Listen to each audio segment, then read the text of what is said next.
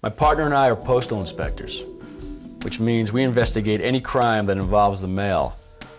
Today that means doing a stakeout on a low-life accountant. He works for an investment firm that's really just a front for a complicated fraud scam. They've been ripping people off to the tune of thousands of dollars. He's got no clue what that kind of financial loss means to his victims. He never gets to see that side of the story, but I do. Do you have any luck flipping this guy? No, he dummied up on me. Said they kept him in the dark about how business operated. Certainly living the high life for a CPA. Not anymore.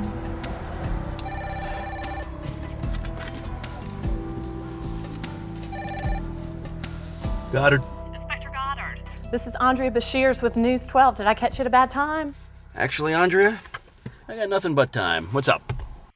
We're doing a special on fraud for sweeps, and we need some first-person perspective on the crimes. You know, talk to victims and hear their stories. Do you think you could help us out? Yeah, sounds good to me. We could stop a lot of this stuff if more people were aware of it. Hey, you know Carla Horan, our victim witness coordinator? She might have some leads for us. Let me run this past her, and I'll get back to you later this week.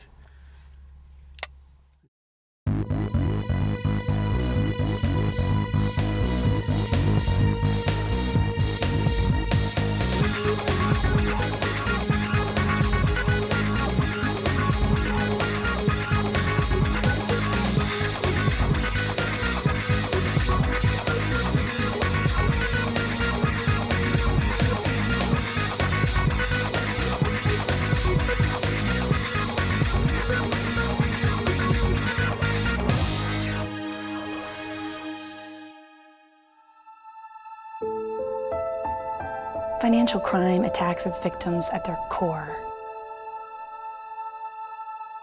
Whenever someone loses control of their money or their identity, they often also lose their critical sense of security.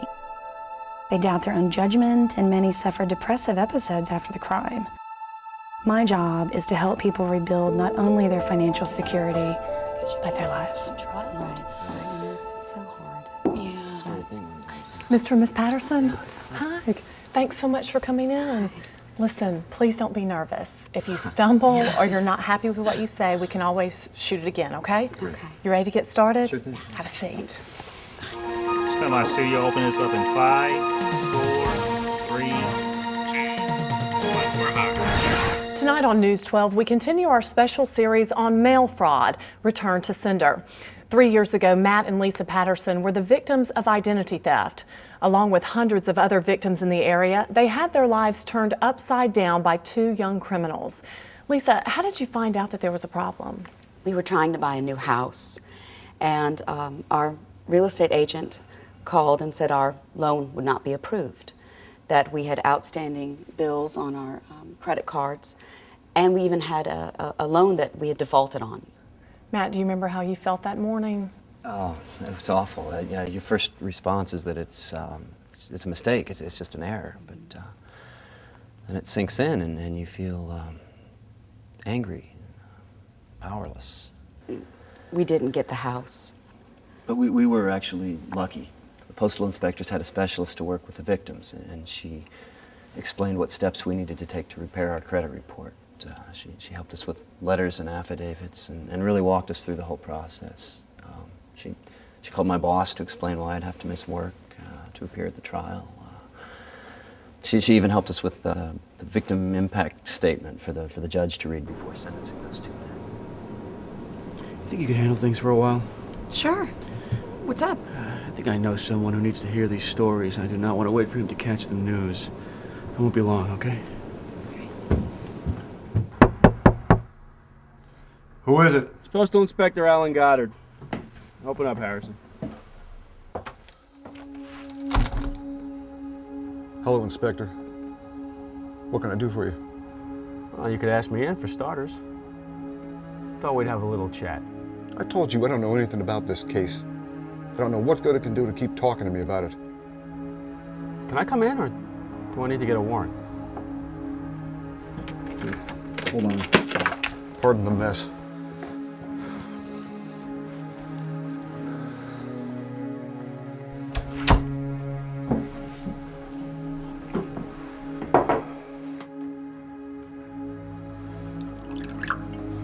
She asked you to leave, didn't she? What'd you expect after she found out what kind of man you really are? It didn't have anything to do with these allegations against the company. Right. Okay, if I sit. Can I offer you a shot, Inspector? I guess not. On duty and all. You didn't come here to talk to me about my marriage, did you? I came here to ask you a question, Mark. Do you believe in fairy tales? What kind of talk is that? Fairy tales? Yeah, you know, Little Red Riding Hood, Humpty Dumpty, fairy tales. Do you believe in them? No, of course not. Me either. That's why I'm not believing any of this crap about you not knowing anything about the scams that your company is pulling. You see what I'm saying? Buy what you want, believe what you want. I told you already. I mean, what do we want to do? I want you to take a ride with me. Are you arresting me? No, you're not under arrest. There are some people I want you to meet. I just want you to listen to what they have to say. Can you do that for me? I lost nearly $30,000 in that investment fraud.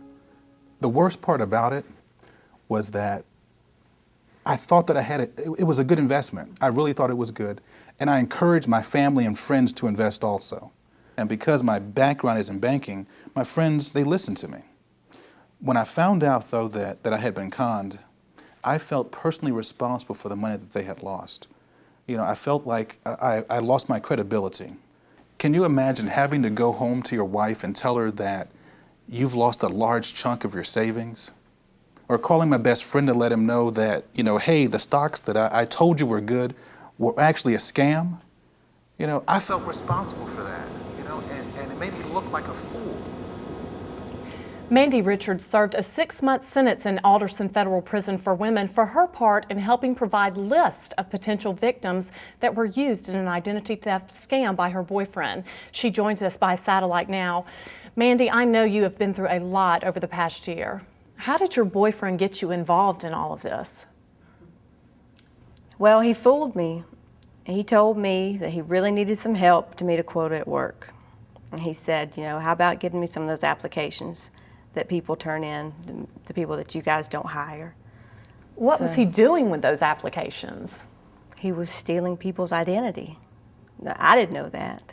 I mean, he told me he was trying to do a good job at work. So naturally I wanted to help him out, but it's not what he was doing. How did you find out what he was using the applications for? Well, when they came to my job and interrogated me, and then eventually I was arrested, and they took my little girl away. Well, that's one person who has suffered a lot is your daughter. Yes. Tell us about that. Well, I mean, like I said, they put her in foster care. I went to jail. They supervised my visits with her. You have kids, don't you? She would cry when I would leave. Yeah.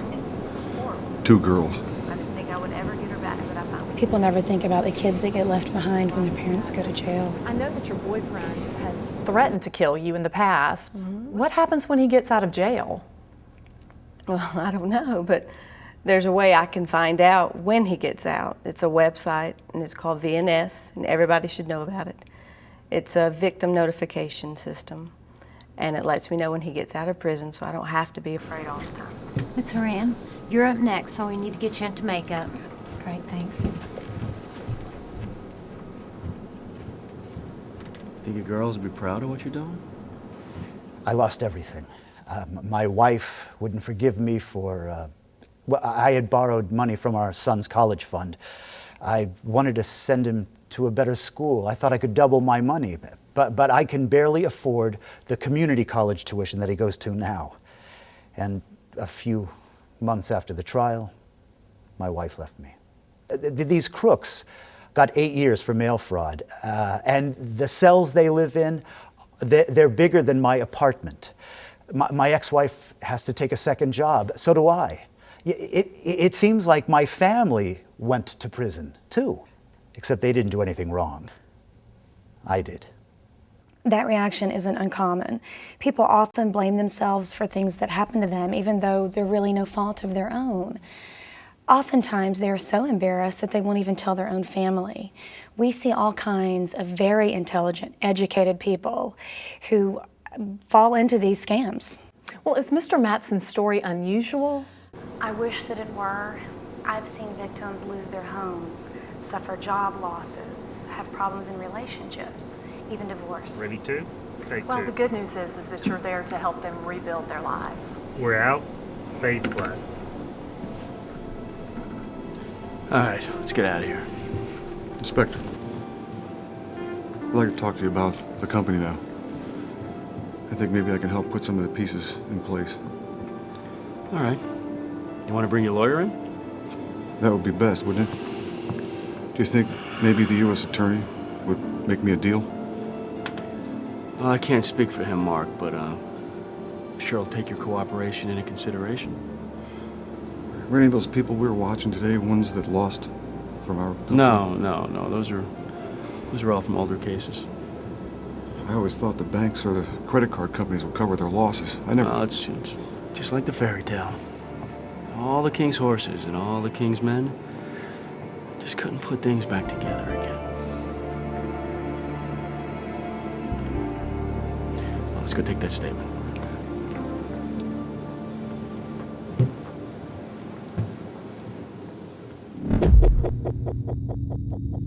Need that paperwork by Tuesday. You got it, boss. All right, thanks.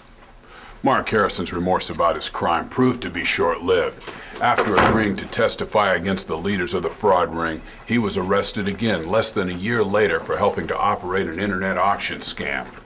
These types of criminals rarely have any regard for their victims or the damage that they've done to their lives. If you or someone you know has been a crime victim, it's important that you know about victims' rights and the services available to you. In 2004, the Justice for All Act was passed, strengthening rights for federal crime victims.